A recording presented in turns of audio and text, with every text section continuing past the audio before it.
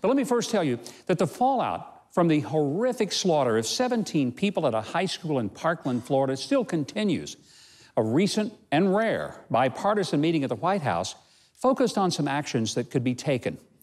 Although just having a televised meeting is a long way from agreed-upon legislation. Some facts surfaced about the dismal failure of the Broward County Sheriff's Office to intervene despite over 45 contacts with the shooter. That's right, not 4 or 5, but 45. And the FBI apparently said, "Move along, there's nothing to see here," when that young man posted on Facebook that he planned to shoot up a school. And yet, who gets blamed? Do you think it's Hollywood and the video game makers who for years have conditioned kids to see and participate in gratuitous violence as though it's a form of entertainment? Oh no, not them. What about the sheriff or his staff in Broward County who, in addition to not recognizing trouble when it was more obvious than a bad haircut on Kim Jong-un, were exposed to have had 4 deputies on the scene who were armed in uniform and carrying badges who hid behind their cars, even as life-ending shots were blasting in their presence? Nope, that wasn't where most of the real angst went. Or was it the FBI for missing some clues that a 5-year-old could see? Nope. Nope, going on 3 weeks after the shooting, the culprit, according to major corporations and the talking heads on television, was the NRA.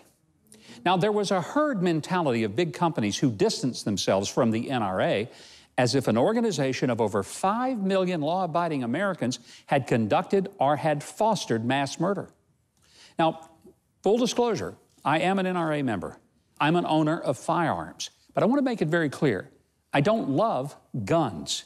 I love God, I love my family, I love my country, and I love those defenseless kids who got murdered while simply attending school. I'd give up all the guns I own if I were truly convinced that if I did that, that would save a kid's life. Basic rules that were taught by the NRA in safety classes were always the very things that were drilled into me from my childhood. Never treat a weapon as if it's unloaded. Never point a gun at anything unless you plan to shoot it. Never shoot something unless it's in the process of threatening to kill you or you plan to eat it. And always know both your target and what's behind it or in the path of your bullets. I was stunned when so many American corporations had the knee-jerk reaction to implicate the NRA in the murders of those kids. Yet not one mass murder by a shooter has been conducted by an NRA member. Not one. And now at least one recent mass shooting was stopped by an NRA instructor. The crazed killer at the church in Sutherland Springs, Texas, was felled by the AR-15 that was used by the NRA instructor to stop the carnage. Yes, it was an AR-15 that stopped that shooting.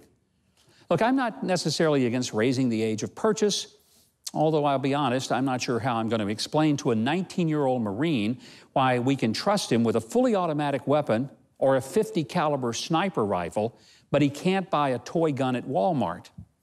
Now, I'm all for complete background checks and for acting swiftly on blatant issues of mental health like with the Parkland killer.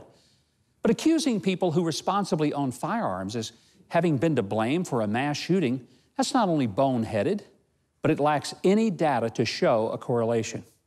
And when big corporations rush to judgment on firearms, they utterly politicize and polarize an already politicized and polarized nation. And they do absolutely nothing to prevent or stop gun violence. Companies need to sell products and services, not politics. Telling millions of customers that they were accessories to murder isn't just stupid, it's outrageously false. By the way, I reached out to several companies last week who ran away from the NRA faster than the Broward deputies ran from the schoolhouse, but not one of them offered a statement that I could use on this show to explain their decision. Look, it's okay to blame me for many things. Lots of people do. But don't blame me for murdering kids. And if you do, don't expect me to thank you and be quiet about it. And I may not have a choice but to sometimes use your business, but I will not forget the insult.